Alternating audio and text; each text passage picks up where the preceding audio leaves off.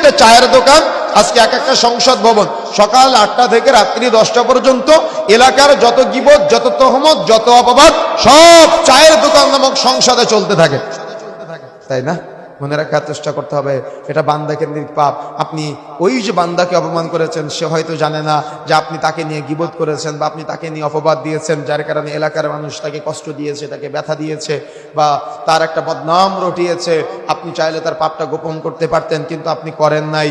মনে রাখার চেষ্টা করতে হবে আপনার, এই যে আপনি আল্লাহর কোনো একজন বান্দার পাপ মানুষের কাছে উদ্ঘাটন করতেছেন, বলে বলে বেড়াচ্ছেন, কিয়ামতের মাঠে আল্লাহ রাব্বুল আলামিন আপনার যত গোপন গোপন পাপ আছে না, এগুলো সব খুঁজে খুঁজে বের করে উদ্ঘাটন করে দেবে।